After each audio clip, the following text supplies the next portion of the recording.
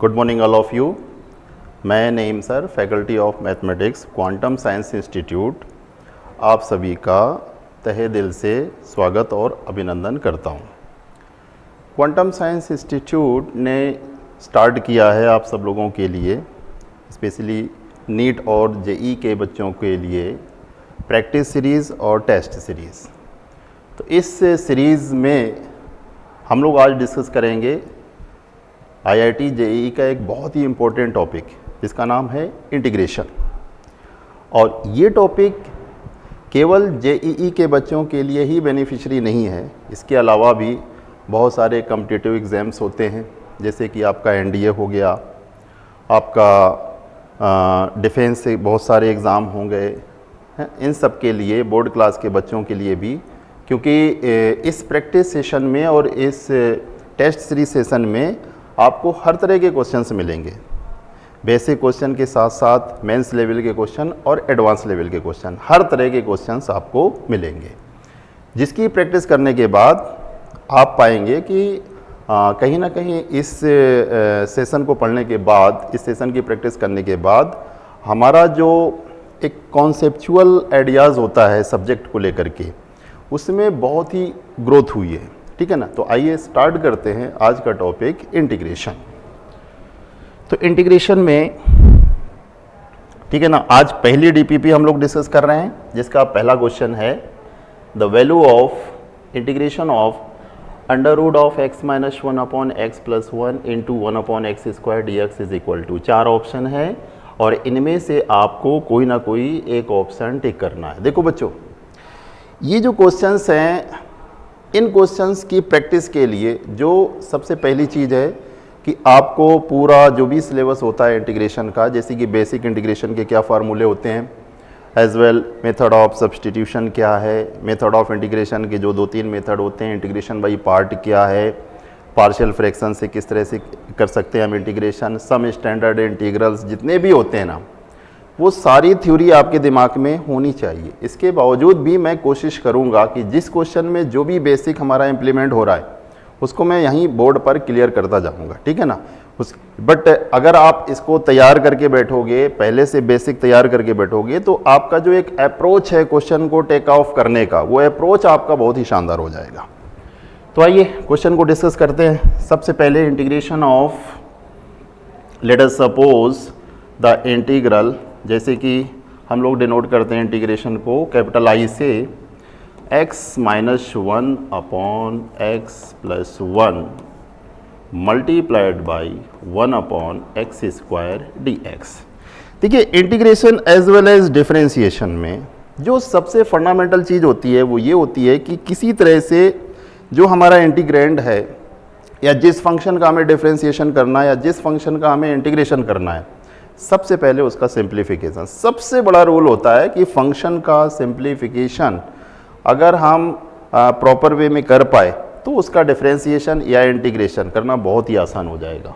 इसमें हम यूज़ करने वाले हैं कोई मेथड। उसके पहले हम क्या करते हैं कि ये जो रूट के अंदर आपको x दिखाई दे रहा है, न्यूमरेटर और डिनोमिनेटर दोनों से बेटा हम x कॉमन ले लेते हैं। तो यहाँ पर क्या बचेगा, इससे x अगर हमने निकाला तो 1 माइनस 1 अपॉन एक्स, राइट, और इससे x हमने निकाला 1 plus 1 upon x multiplied by 1 upon x square and d x. ठीक है।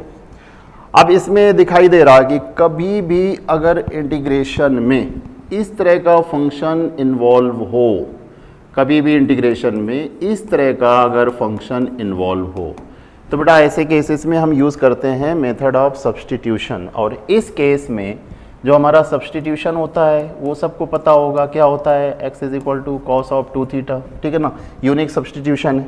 तो यहाँ पर भी कुछ ऐसा ही करने वाले हैं। यहाँ पर x के प्लेस पर क्या है, 1 अपॉन एक्स, तो हमने इसमें पुट कर दिया 1 upon x is equal to cos of 2 theta. दोनों ओर का डिफ्रेंशिएशन करेंगे तो इसका डिफ्रेंशिएशन हमें क्या मिला, minus 1 upon x square D x. अच्छा, कॉस 2 थीटा का डिफरेंशिएशन हमें क्या मिला, कॉस का क्या हो जाएगा, माइनस ऑफ साइन 2 थीटा। जानते हो कॉस का डिफरेंशिएशन क्या होता है, माइनस ऑफ साइन थीटा। और 2 थीटा का डिफरेंशिएशन क्या हुआ, 2, और बाद में हम कितना कर देंगे, टी थीटा। तो देखिए ये जो आपको दिखाई दे रहा है ना 1/x² dx, इसकी डायरेक्ट वैल्यू आ गई कितनी, माइनस से माइनस हम कैंसिल कर देंगे, तो 1/x² dx हमें मिल गया ट्वाइस ऑफ साइन 2 थीटा। तो इंटीग्रल हो गया हमारे पास, ये सारी वैल्यू सब्सटीट्यूट करने के बाद root of 1 minus cos 2 theta 1 plus cos 2 theta multiplied by this placed by 2 of sin of 2 theta and d theta। चलो भाई फटाफट इसको सिंप्लीफाई करते हैं। cos 2 थीटा की आइडेंटिटी ऐसी रखो कि 1 कैंसिल हो जाए, न्यूमरेटर और डिनोमिनेटर से सबको पता होगा। तो यहाँ पर अपन क्या डालेंगे 1 माइनस 2 साइन स्क्वायर थीटा, यहाँ पर अपन क्या डालेंगे 2 cos स्क्वायर थीटा -1, ठीक है ना। तो नीचे आया आपका 1 कैंसिल होने के बाद ऊपर आया 2 साइन स्क्वायर थीटा और नीचे आया 2 cos स्क्वायर थीटा। 2 से 2 कैंसिल किया, स्क्वायर रूट लिया, तो हमें मिलेगा क्या कि sine of theta upon cos of theta, ठीक है। अब 2 मल्टीप्लाइड बाई साइन 2 थीटा की आइडेंटिटी यूज़ की मैंने कितनी कि 2 sine theta into cos theta d theta, cos से कॉस उड़ा दिया, बाकी बचेगा 4 साइन स्क्वायर थीटा, बाकी बचा हमारे पास 4 sign square theta d theta. अब बेटा साइन स्क्वायर थीटा को इंटीग्रेट करना है, ठीक है ना। तो इसमें से 2 को तो अपन ने बाहर निकाल लिया, बचेगा क्या 2 sine square theta and D theta. इसे इंटीग्रेट करने के लिए इसको cos 2 थीटा में चेंज करना होगा। तो 2 साइन स्क्वायर थीटा क्या हो गया, हमें पता है कि cos of 2 theta is equal to होता है 1 minus 2 sine square theta 2 of cos square theta -1। तो 2 साइन स्क्वायर थीटा को हम प्लेस कर सकते हैं किससे, 1 minus cos of 2 theta, cos of 2 theta d theta. Theta के रिस्पेक्ट में इसका इंटीग्रेशन करना है, तो 1 का क्या हो गया बेटा, 1 का हो गया थीटा और cos 2 थीटा का हो जाएगा sine of 2 theta divided by 2 plus constant of integration. देखिए जो इंटीग्रेशन का प्रोसेस था वो लगभग हमारा कंप्लीट हो चुका है, लेकिन कहते हैं कि जब कभी हम सब्स्टिट्यूशन करते हैं तो जो ओरिजिनल वेरिएबल था जो कि यहाँ पर आपको दिख रहा है उसको उसके टर्म्स में लिखा जाता है। तो अब वहाँ से जितने भी थीटा हैं सबको हमें x के टर्म्स में लिखना पड़ेगा।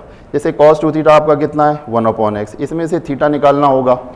तो इसमें से अगर थीटा निकालेंगे तो 2 थीटा इज इक्वल टू हो गया अपने पास cos इनवर्स 1/x, तो थीटा हो गया अपने पास, चाहो तो आप 2 से मल्टीप्लाई भी करा सकते हो। तो ये कितना हो जाएगा आपका, ये हो जाएगा 2 थीटा, 2 से 2 कैंसिल होने के बाद ये हो जाएगा आपका साइन ऑफ 2 थीटा प्लस सी। अब डायरेक्ट वैल्यू रख दो, देखिए यहाँ से 2 थीटा की वैल्यू आ गई cos इनवर्स 1/x, 2 थीटा की वैल्यू आ गई cos इनवर्स 1/x। कहीं दिख रहा है, कहीं नहीं दिख रहा है, बट ये चीज़ दिख रही है sec इनवर्स x, ठीक है। आगे देखते हैं साइन 2 थीटा। तो यहाँ से साइन 2 थीटा की अगर वैल्यू निकालेंगे, sine 2 theta is equal to क्या होता है under root 1 minus cos square 2 theta. तो बेटा ये cos 2 थीटा की वैल्यू कितनी है 1/x, तो अंडर रूट 1 माइनस स्क्वायर कर दो, x स्क्वायर हो गया, इसे सिंप्लीफाई करेंगे तो x स्क्वायर -1 का अंडर रूट और x स्क्वायर का स्क्वायर रूट लेंगे तो कितना आएगा x आएगा।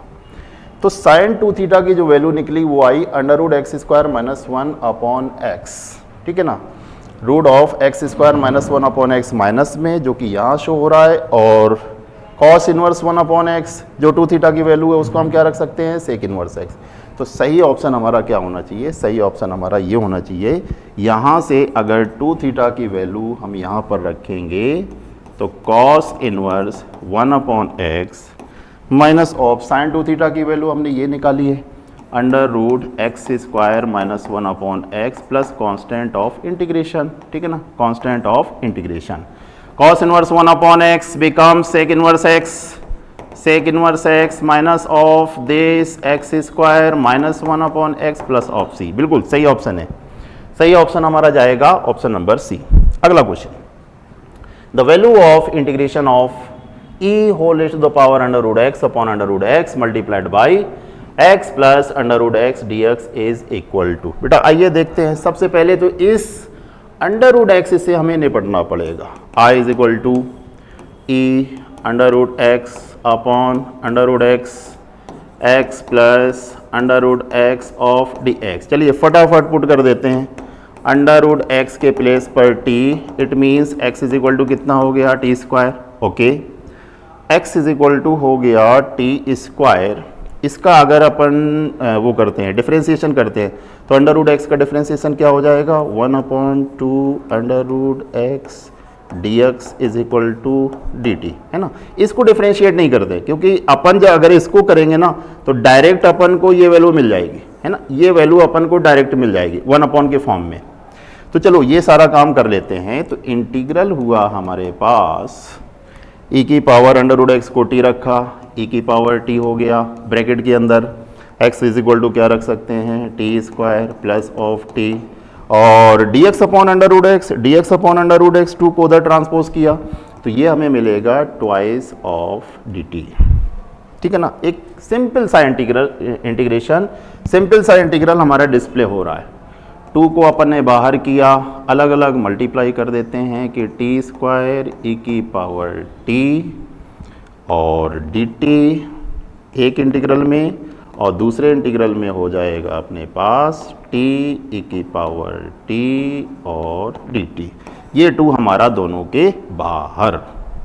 अब देखिए ये फॉर्म है हमारा इंटीग्रल का, और कभी भी इस फॉर्म में अगर इंटीग्रेशन करना हो तो हम जाते हैं किसके पास, इंटीग्रेशन बाई पार्ट के पास। तो ये आपका फर्स्ट फंक्शन, ये आपका सेकंड फंक्शन। इसको थोड़ी देर के लिए फिक्स करते हैं क्योंकि मुझे डाउट है कि अगर हम इसको इंटीग्रेट करेंगे तो कहीं ना कहीं रास्ते में आपको ये इंटीग्रल मिल जाएगा, ठीक है ना। जब कभी ऐसा हो तो इसको थोड़ा सा रुक करके इंटीग्रेट करते हैं। 2 बाहर, first function T square, second का इंटीग्रल e की power t minus integral first function का डिफ्रेंसिएशन कितना हो जाएगा ट्वाइस ऑफ t, सेकेंड का इंटीग्रल e की power t and dt plus of, ये आपको पहले से ही शो कर रहा है t e की पावर t एंड dt। अब देखिए इससे ये आपका सब्ट्रैक्ट हो गया, ये आपका माइनस का है ट्वाइस t e की पावर t, ये प्लस का, ठीक है। इससे ये सब्ट्रैक्ट हो गया तो क्या आएगा माइनस का आएगा। This becomes 2 of t square e की power t minus of t of e की power t and dt, first and second. Once again using integration by part, twice of t square e की power t minus first function t, second का integral e की power t minus आएगा, minus minus plus हो जाएगा e की power t का integral, once again e की power t और प्लस ऑफ c। इंटीग्रेशन का प्रोसेस कंप्लीट हो गया। अब हमें सब्सटीट्यूशन करना है ओरिजिनल वेरिएबल में, x is equal to t square, t is equal to under root x. अच्छा एक काम और, इन तीनों से हम चाहें तो क्या कॉमन ले सकते हैं, e की पावर t, t के प्लेस पर हमने क्या रखा, t के प्लेस पर हमने रखा अंडर रूट x। तो बेटा ये टी स्क्वायर कितना हो गया x हो गया। अच्छा माइनस ऑफ t का मतलब अंडर रूट एक्स हुआ, plus of 1 plus of c। x के टर्म्स में आंसर आपका ये डिस्प्ले होना चाहिए। किस ऑप्शन में है ये सारी चीज़ें, ट्वाइस ऑफ e की power under root x, x minus under root x, x minus under root x plus 1 twice of e की power under root x, C option के पास हम जाएंगे, ठीक है ना। तो ऐसे ही क्वेश्चंस की छोटे छोटे क्वेश्चंस की प्रैक्टिस करते रहिए, कॉन्फिडेंस डेवलप होगा। अगला क्वेश्चन है the value of root of 1 minus cos x upon cos alpha minus cos x D x, जहाँ कुछ अल्फा और एक्स को लेके कंडीशंस दी हैं। आपको ये पता लगाना है कि इसमें से कौन सा ऑप्शन हमारा सही होगा। Integral of 1 minus cos x using the identity, using the trigonometric identity 1 minus cos x, ठीक है ना। डायरेक्ट बेटा रखते हैं 1 minus cos x, 1 minus cos x का मतलब क्या हो गया 1 minus 2 sine square x by 2, किसके अंदर रूट के अंदर। अच्छा नीचे का ध्यान रखना, डिनोमिनेटर में ये कॉस अल्फा हमारा क्या है कांस्टेंट, क्योंकि वेरिएबल हमारा क्या है यहाँ पर एक्स के रिस्पेक्ट में हमें इंटीग्रेशन करना है। तो कॉस अल्फा एक्स के अदर देन जितने भी वेरिएबल हैं सारे के सारे कांस्टेंट ट्रीट किए जाएंगे। कॉस अल्फा को हमने रखा 2 cos square alpha by 2 minus 1, और कॉस एक्स को रखा 2 cos square x by 2 minus 1 and d x, ठीक है ना। ऐसा क्यों किया, उसके पीछे लॉजिक है। देखिए ये 1 कैंसिल हो जाएगा, ठीक है ना, और ये कहीं ना कहीं इसका जो 2 आएगा ना, ये डिनोमिनेटर के 2 से कैंसिल हो जाएगा, और ये 1 से ये 1 भी हमारा कैंसिल हो जाएगा। तो अगर मैं इसे आगे प्रोसीड करूं, 1 से 1 कैंसिल हुआ, 2 से नीचे वाला 2 कैंसिल हुआ, नीचे वाला 1 से 1 कैंसिल हो गया, तो आपको मिलेगा क्या, न्यूमरेटर में मिलेगा sine of x/2 and dx, और डिनोमिनेटर में मिलेगा under root of cos square α/2 minus cos square x/2। अब यहाँ से बिल्कुल क्लियर कट कि हमें सब्स्टिट्यूशन करना है। क्यों सब्स्टिट्यूशन करना है? क्योंकि फंक्शन का डेरिवेटिव प्रोडक्ट फॉर्म में आपका गिवन है। You know method of substitution, f of phi x multiplied by phi dash x dx।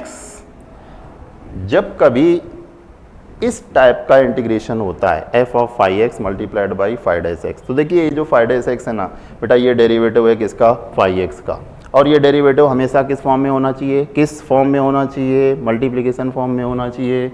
तो जिस फंक्शन का डेरिवेटिव मल्टीप्लिकेशन में है हमेशा सब्स्टिट्यूशन करते हैं उसी फंक्शन को लेकर के, कुछ भी रख दो, इसको t रख दो, k रख दो, कुछ भी रख दो, है ना। phi x का डेरिवेटिव मल्टीप्लिकेशन में है तो क्या t पुट किया जाएगा, phi x को t पुट किया जाएगा। वही चीज यहां पर है, sin x/2 हमारा डेरिवेटिव है किसका, cos x/2 का। तो बेटा यहां से अपन ने पुट किया cos ऑफ x/2 को t, डिफ्रेंसिएशन करेंगे तो minus sign x/2 multiplied x/2 का कितना हो गया, 1/2 of dx is equal to dt। ये सारा काम इस इंटीग्रल में, तो I becomes sin x/2 dx, 2 को उधर भेज दो, -2 dt, ये कितना हो गया, -2 dt अपॉन अंडर रूट।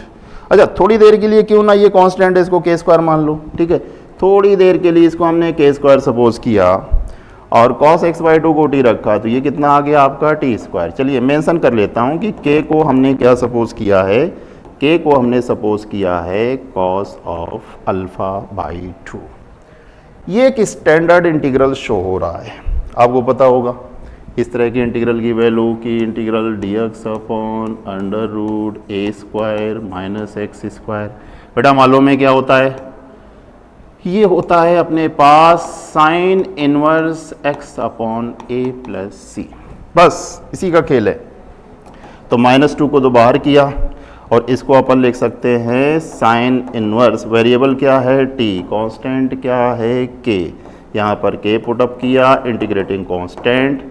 अब ये जो t और k की वैल्यू है, k की वैल्यू को cos α/2 रख सकते हैं, t की वैल्यू को cos x/2 रख सकते हैं, तो आंसर हमारा आना चाहिए minus of twice of sine inverse cos x/2 upon cos α/2 plus c। किस ऑप्शन के साथ जाना चाहेंगे, डी ऑप्शन के साथ जाना चाहेंगे। t और k की वैल्यू सब्सटीट्यूट करने के बाद सही ऑप्शन हमारा क्या मिला, -2 sine inverse of cos x/2 upon cos α/2। पढ़ते हैं आगे अगले क्वेश्चन की तरफ। The value of twice whole raised to the power mx multiplied by 3 whole raised to the power nx। देखिए इस क्वेश्चन को पढ़ने के बाद एक फील आता है इसका, एक्सपोनेंशियल फंक्शन का इंटीग्रेशन सबको पता होगा, ठीक है ना। बेस हमारा क्या होना चाहिए, constant, base is constant is positive but not equal to 1, और इसका रिजल्ट होता है अपने पास a whole raised to the power x upon ln of a plus c। जिस बच्चे को ये फंडामेंटल क्लियर है कि a की पावर x का इंटीग्रेशन a की power x upon ln a plus of c, वो इस क्वेश्चन को अटेम्प्ट कर सकते हैं। आइए प्रॉब्लम इसमें क्या है, देखिए क्वेश्चन लिखता हूँ पहले, 2mx मल्टीप्लाइड बाई 3nx और dx। प्रॉब्लम बेटा इसमें है कि इस फॉर्म का हमें लाना है, सबसे पहले इस फॉर्म का हमें लाना है इंटीग्रल, मतलब कि बेस में क्या होना चाहिए, कोई ना कोई रियल नंबर, कोई ना कोई कांस्टेंट, कांस्टेंट भी ऐसा होना चाहिए जिसकी वैल्यू इसको सेटिस्फाई करे। तो अगर इसको इस फॉर्म में आप कन्वर्ट कर पाए तो क्वेश्चन के साथ आपको केवल खेलना ही खेलना है। मैं कोशिश करता हूँ, मैंने इसको लिखा एक्सपोनेंट के रूल से कि 2 की पावर m की whole power x multiplied by 3 की पावर n की होल पावर x और dx। वंस अगेन, अच्छा इन दोनों की पावर x है तो इसको अपन ये भी लिख सकते हैं कि 2 की पावर m मल्टीप्लाइड बाई 3 की पावर n की whole power of x of dx। देखिए जिस चीज़ की हमें तलाश थी वो चीज़ हमें यहाँ पर मिल चुकी है कि बेस में क्या होना चाहिए, बेस में कोई ना कोई कांस्टेंट होना चाहिए, वो चीज़ हमें यहाँ पर मिल चुकी है। चलिए इसको हमने थोड़ी देर के लिए सपोज कर लिया कितना के, तो this becomes integral of k x and d x, where k को हमने क्या सपोज किया कि 2 whole raised to the power m multiplied by 3 whole raised to the power n। अब कुछ नहीं करना है, डायरेक्ट आपको इसमें ये वाला फॉर्मूला यूज़ करना, आपको आंसर मिल जाएगा। This becomes k whole raised to the power x upon ln of k plus c। चलिए फटाफट k की वैल्यू डालते हैं, k की वैल्यू ये डालेंगे होल पावर x, तो ये मिला हमें वही जो हमारा इंटीग्रेंड था 2 की पावर mx मल्टीप्लाइड बाई 3 की power nx upon ln of k 2 की पावर m मल्टीप्लाइड बाई 3 की power n plus of c। ठीक है, ऑप्शन में ला लो भाई, कौन सा ऑप्शन इसमें कॉन्साइड करता है, दिस इज ln। कौन सा ऑप्शन कॉन्साइड करता है, 2 की पावर mx 3 की power nx upon ln of 2 की पावर n। ये लेमडा के टाइप का दिख रहा है, लिटरली हमारा क्या है ln। ऑप्शन सी के साथ जाना पसंद करेंगे। अगला question, integral of x minus 1, one of the best question in integration theory कि integrand is x minus 1 upon x square root of 2x square minus 2x plus 1। अच्छा कमाल की बात यह है कि डायरेक्ट आपको इसको इंटीग्रेट नहीं करना है, बल्कि इसका इंटीग्रेशन इस फॉर्म में होना चाहिए, इसका इंटीग्रेशन इस फॉर्म में होना चाहिए जहां f(x) आपको मिलेगा एक क्वाड्रेटिक एक्सप्रेशन, क्वाड्रेटिक पॉलिनोमियल, और g(x) आपको मिलेगा एक मोनिक पॉलिनोमियल। ठीक है ना, मोनिक पॉलिनोमियल या monic linear polynomial, single term का, सिंगल डिग्री का, monic linear polynomial single term और सिंगल डिग्री का। और क्वाड्रेटिक एक्सप्रेशन आप जानते ही हो किस फॉर्म का होता है, ax square plus of bx plus of c। तो इंटीग्रेशन करते समय इस बात का ध्यान रखना है कि हमें जब इसे इंटीग्रेट करना है तो हमेशा इस फॉर्म में आना चाहिए कि रूट के अंदर हमें कोई ना कोई क्वाड्रेटिक पॉलिनोमियल मिले और डिनोमिनेटर में हमें सिंगल डिग्री और सिंगल टर्म का कोई पॉलिनोमियल मिले। एक बार फिर से, जब आप इसका इंटीग्रेशन करें, वैसे तो अगर आप वे ऑफ इंटीग्रेशन को सही यूज करेंगे तो इसका इंटीग्रल इसी फॉर्म का आएगा, ना चाहते हुए भी इसका इंटीग्रेशन इसी फॉर्म का आएगा। रूट के अंदर क्या मिलना होगा, f(x) के प्लेस पर कोई ना कोई क्वाड्रेटिक पॉलिनोमियल, और इसका जो डिनोमिनेटर g(x) शो हो रहा है उसमें आपको मिलेगा सिंगल डिग्री और सिंगल टर्म का कोई पॉलिनोमियल। आइए बढ़ते हैं आगे। So we have I is equal to x minus 1 dx divided by x square under root 2x square minus 2x plus 1। जैसा कि बहुत सारे इंटीग्रेशन में होता है बेटा कि ज़्यादातर खेल हम क्या खेलते हैं कि अंडर रूट के अंदर से हम कॉमन लेने की कोशिश करते हैं, अंडर रूट के अंदर से कॉमन लेने की कोशिश होनी चाहिए। x minus 1 of dx divided by x square, क्या उठाओगे, एक्स स्क्वायर उठा लो, रूट के अंदर से एक्स स्क्वायर उठाया, बाहर कितना आएगा x, बाहर अगर x आया so this becomes root of 2 minus 2 upon, भाई एक्स स्क्वायर उठाया अपन ने तो 2 minus 2 upon x plus 1 upon x square. ठीक है ना, डिवाइड करना है, डिवाइड कर दो। आपका मन कर रहा है डिवाइड करने का, ये एक्स क्यूब हो गया, एक्स क्यूब से ऊपर आप न्यूमरेटर को डिवाइड कर दो, इसे एक्स क्यूब से डिवाइड किया 1 अपॉन एक्स स्क्वायर, इसे एक्स क्यूब से डिवाइड किया 1 upon x cube of dx divided by root of twice minus twice upon x plus 1 upon x square. 70% of students यहाँ आकर के रुक जाते हैं क्योंकि उनका रास्ता यहाँ पर आकर के ब्लॉक हो जाता है कि अब आगे क्या करें।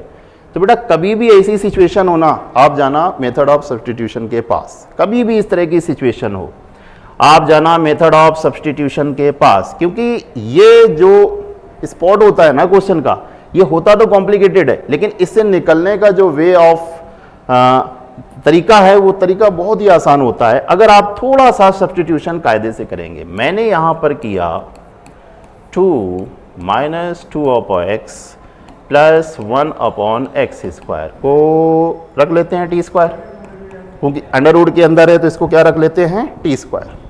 अच्छा, दोनों ओर का डिफरेंशिएशन, इसका क्या हो गया 0, बेटा इसका डिफरेंशिएशन क्या हो गया 2/x², सभी को पता है। इसका डिफरेंशिएशन क्या हो गया -2/x³ of dx is equal to twice of t and dt। बेटा 2 से 2 कैंसिल किया, दोनों ओर से 2 से 2 कैंसिल किया, 1/x² - 1/x³ of dx is t of dt। देखिए काफी हद तक सिंप्लीफिकेशन आसान हो चुका है। न्यूमरेटर आपको दिख रहा है कितना है t dt, डिनोमिनेटर ऑब्वियस है, अपन ने क्या रखा है t² रखा, तो नीचे से क्या मिलेगा अपन को t मिलेगा। तो ऊपर से मिला t dt, नीचे से मिला t, ऊपर से मिला t dt और नीचे से मिला t, दोनों हुए कैंसिल, रिजल्ट आया t + c। रिजल्ट क्या आया t + c। अच्छा भैया t की वैल्यू रखो, ये रही आपकी t की वैल्यू। t की वैल्यू को रखते हैं यहाँ पर, और t की वैल्यू को रखते हैं तो ये अपन को मिल जाएगा √2 - 2/x plus 1/x² plus 1/x² plus c। लेकिन इतने से काम नहीं चलेगा, इतने से काम नहीं चलेगा, बिकॉज ऑफ क्वेश्चन की डिमांड है कि हमें न्यूमरेटर में क्या चाहिए रूट के अंदर क्वाड्रेटिक, और डिनोमिनेटर में क्या चाहिए सिंगल डिग्री और सिंगल टर्म का कोई मोनिक पॉलिनोमियल। तो उसके लिए क्या करना होगा, उसके लिए करना होगा इसका सिंप्लीफिकेशन, उसके लिए करना होगा इसका सिंप्लीफिकेशन। हमें क्या मिला 2 - 2/x प्लस 1/x²। ओके बेटा, हमें मिला 2 - 2 मिला I is equal to 2 - 2/x, 2 - 2/x plus 1/x² root के अंदर प्लस c। छोटा सा काम है भाई, एलसीएम लेके सॉल्व कर लो इसको। तो अपन को क्या मिल जाएगा 2x² minus of 2x plus 1 root के अंदर x² का हमने स्क्वायर रूट लिया, कितना आया x प्लस c। इसकी कंपैरिजन हमने यहां से कराई तो बेटा fx आपको मिला 2x² माइनस 2x प्लस 1 और gx आपको मिला कितना x, जो हमारी रिक्वायरमेंट थी कि fx क्या होना चाहिए, fx होना चाहिए क्वाड्रेटिक पॉलिनोमियल, ये रहा, और gx क्या होना चाहिए सिंगल डिग्री और सिंगल टर्म का। तो fx is 2x² minus 2x plus 1, ठीक है ना, और gx is x, gx is s, fx is 2x² minus 2x plus 1। और भी कोई चीज़ है क्या इसमें, और भी कोई ऑप्शन है जो क्लिक कर सकते हैं? नहीं जी, सही है। तो सही ऑप्शन में हम आएंगे ए और सी की तरफ। बढ़ते हैं अगले क्वेश्चन की तरफ। अगला क्वेश्चन है integration of x² minus x plus 1/1 plus x² whole raised to power 3/2 multiplied by e⁻x dx is e⁻x fx plus c। Option दिए हुए हैं कुछ ऐसे कि fx एक इवन फंक्शन, fx की रेंज आपकी ओपन 0 से क्लोज्ड 1, fx एक बाउंडेड फंक्शन और fx has 2 points of extrema. कहीं ना कहीं मल्टीपल चॉइस की तरफ इशारा कर रहा है। आइए सबसे पहले इंटीग्रेशन का काम करते हैं। So this becomes I, this becomes integration of x² plus of 1 minus of x upon 1 plus x² whole raised to the power 3/2 multiplied by e⁻x और dx। बेटा एक काम करते हैं, डिवाइड कर देते हैं अलग अलग, x² प्लस 1 में इसका डिवीजन करते हैं, x में इसका डिवीजन करते हैं। तो x² प्लस 1 में जब इसका डिवीजन करेंगे तो एक पावर तो खत्म हो गई, बचेगा क्या हमारे पास, बचेगा हमारे पास 1 प्लस x², ठीक है ना, ये खत्म हो गया। तो ये बचा whole power 1/2 minus of x upon 1 plus x² whole power 3/2 और बाहर है e⁻x dx। जाएंगे किसके पास, जाएंगे हम two standard integral in integration by part, namely की power x f x plus f dash x and d x. सबको पता है बेटा, बड़ा फेमस इंटीग्रल, बोर्ड क्लास के बच्चे भी इसको जानते हैं, की power x into f x plus c, ये होता है ई की power x f x plus f dash x D x is equal to e की पावर एक्स एफ एक्स। मुझे लगता है कहीं ना कहीं F x plus f dash x, इनमें से एक एफ एक्स होना चाहिए और एक आपका एफ डैश एक्स होना चाहिए।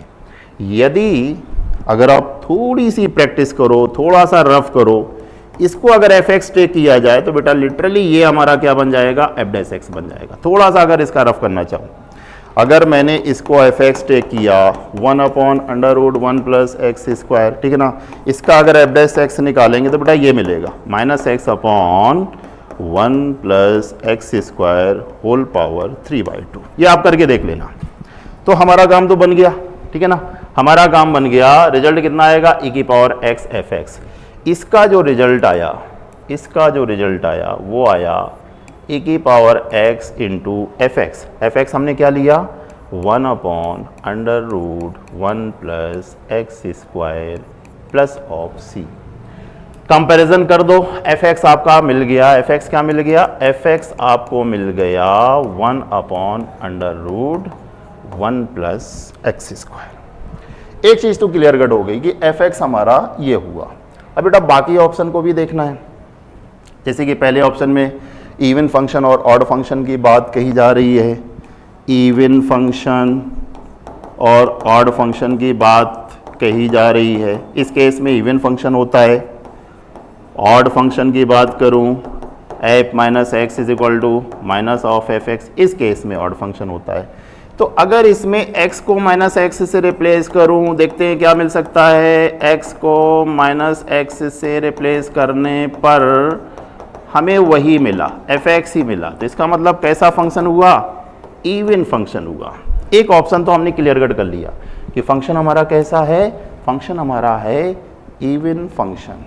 अब बेटा इसकी रेंज देखना है, ठीक है, रेंज हमारा फंक्शन का पार्ट है, इसकी रेंज देखना है कि रेंज हमारी क्या आएगी। तो रेंज के लिए आप छोटा सा कंपटीशन कर लो कि 1 प्लस एक्स स्क्वायर, ठीक है ना, ये हमेशा पहली बात तो ग्रेटर देन 0 होगा। पहली बात तो ये हमारा क्या होगा, 1 plus x square less than नहीं, greater than or equal to क्या होगा 1, है ना, ये एक या एक से बड़ा ही होगा। 1 less than or equal to 1 plus x square, क्योंकि एक्स स्क्वायर की वैल्यू कभी नेगेटिव होगी नहीं, 1 इसमें ऑलरेडी ऐड है, ये हमेशा कैसा होगा, या तो 0 होगा या पॉजिटिव होगा। तो इसकी वैल्यू 1 या 1 से कैसी होगी, बड़ी होगी। अगर हम इसका स्क्वायर रूट लेते हैं, इसका स्क्वायर रूट लेते हैं तो अपन को क्या मिला, 1 less than or equal to √1 plus x square. अगर इसका रेसिप्रोकल लेते हैं तो 1/√1 प्लस एक्स स्क्वायर। तो जहाँ पर greater than or equal to लगा है वहाँ पर क्या लग जाएगा, less than or equal to. तो इट मीन्स इसकी जो मैक्सिमम वैल्यू आएगी वो कितनी आएगी, 1, और ऑलरेडी कैसा होगा, पॉजिटिव होगा, तो ये 0 से बड़ा ही होगा। तो इसकी रेंज क्या होनी चाहिए, रेंज आपकी होनी चाहिए ओपन 0 से closed 1।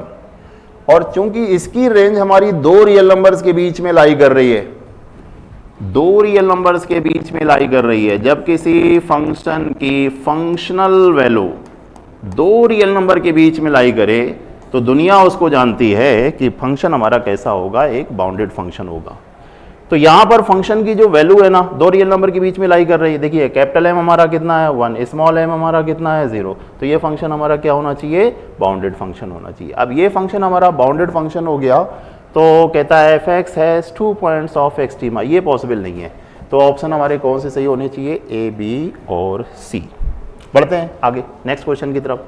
If f x is equal to twice of sine x minus of sine 2x upon x cube dx, where this, so we have to find the limit of x tending to 0 of f dash x. What do you understand by f dash x? What do you understand by f dash x? F dash x is the first derivative of the function f(x), ठीक है ना, जिसे आप वो भी कहते हो ना dy/dx, ठीक है ना। पहली बात तो ये हुई कि हमारा f dash x क्या है, हमारा f dash x हमारा डेरिवेटिव है। दूसरी बात बेटा ये हुई कि जब अपन बेसिक इंटीग्रेशन सीखते हैं तो अपन ने एक छोटा सा रूल भी सीखा था कि मान लो कोई इंटीग्रल है, जैसे y इज इक्वल टू है हमारे पास fx dx, तो अगर इसे डिफ्रेंशिएट करते हैं तो रिजल्ट हमारा क्या मिल जाता है, fx प्लस सी। यहाँ पर क्वेश्चन में हमारा fx गिवन है कुछ इस तरह का कि twice of sine x minus sine of 2x upon x cube of dx, और रिक्वायरमेंट हमें किस चीज़ की है, एफ डैश एक्स की। एफ डैश एक्स का मतलब है एक बार आप डिफ्रेंशिएट करो, तो बेटा इसको एक बार डिफ्रेंशिएट कर लो, एफ डैश एक्स आपको मिल जाएगा, क्या रिजल्ट आएगा। अगर इसको एक बार डिफ्रेंशिएट करते हैं तो डायरेक्ट फंक्शन आ जाता है, इसको अगर एक बार डिफ्रेंशिएट करते हैं तो डायरेक्ट फंक्शन आएगा, वो फंक्शन आएगा जिसका हमें इंटीग्रल करना है। फंडामेंटल रूल है इंटीग्रेशन का। तो एफ डैश एक्स हमें क्या मिला, 2 of sine x minus of sine 2x upon x cube, ये मिला हमें एफ डैश एक्स।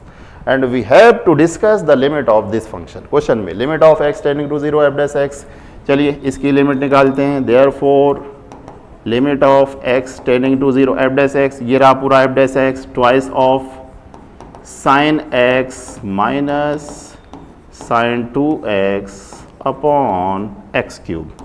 ठीक है बेटा, लिमिट का बेसिक अप्रोच आप सबको पता होगा। ऊपर से हमने कितना कॉमन लिया, साइन एक्स।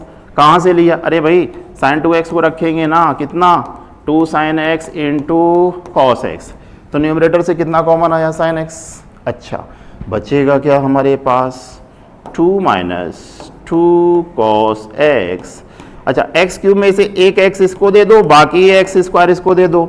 तो यार ये सबको पता है साइन एक्स अपॉन एक्स की लिमिट एक्स टेंडिंग टू 0 कितनी होती है, 1 होती है। ठीक है ना, you know sine x upon x की लिमिट एक्स टेंडिंग टू 0 कितनी होती है, 1 होती है। तो इसका काम तो खत्म। अब अपन आते हैं एक्स टेंडिंग टू 0, ये आपका 1 हो गया। इस पर 2 माइनस 2 कॉस एक्स, बेटा इसमें से 2 कॉमन लिया, ले लिया, 1 माइनस कॉस एक्स अपॉन कितना हो गया, एक्स स्क्वायर। देखिए 0 अपॉन 0 का, 0 अपॉन 0 का इनडिटर्मिनेट फॉर्म शो हो रहा है। 0 अपॉन 0 का x की जगह 0 रखेंगे, cos 0 1 हुआ, 1 माइनस 1 0, नीचे आपका 0। 0 अपॉन 0 का इनडिटर्मिनेट फॉर्म आपका शो हुआ। सो यूज अलजेब्रिक मेथड यूज कर दो इसमें, cos x का एक्सपेंशन। cos x का एक्सपेंशन क्या होता है बेटा, 1 minus x square factorial 2 x की power 4 factorial 4 and so on, alternately positive and negative जाता है। तो cos x का ये वाला एक्सपेंशन हमने यहाँ पर यूज किया। So this becomes limit of x tending to 0। अच्छा 2 को यहाँ रखते हैं, 1 माइनस cos x का एक्सपेंशन यूज करते हैं।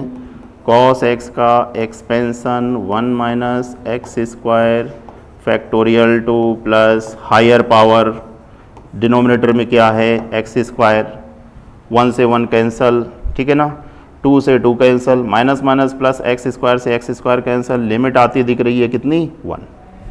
तो इसकी जो लिमिटिंग वैल्यू है, इस लिमिट को निकालने के बाद 1 से 1 कैंसल, माइनस माइनस प्लस, अच्छा 2 का मल्टीप्लिकेशन करेंगे, 2 से 2 कैंसिल होंगे, और x की जितनी भी हायर पावर होगी ना, ये चीज़ उसको सबको 0 कर देगी। तो और फैक्टोरियल 2 आपका नीचे है, एक्स स्क्वायर से एक्स स्क्वायर कैंसिल, 2 से फैक्टोरियल 2 कैंसिल, 1 से 1 cancel, minus minus plus x square से एक्स स्क्वायर। तो इसकी जो लिमिटिंग वैल्यू आनी चाहिए, एज द वैल्यू कितनी आनी चाहिए, इसकी लिमिटिंग वैल्यू आपकी आनी चाहिए 1। ठीक है ना, एक बहुत ही शानदार क्वेश्चन जिसमें आपका इंटीग्रेशन का भी था और जिसमें आपका लिमिट का भी रोल था। तो ऐसे जो मल्टी कॉन्सेप्चुअल क्वेश्चन होते हैं वो IIT एडवांस के पॉइंट ऑफ व्यू से बहुत ही अच्छे होते हैं।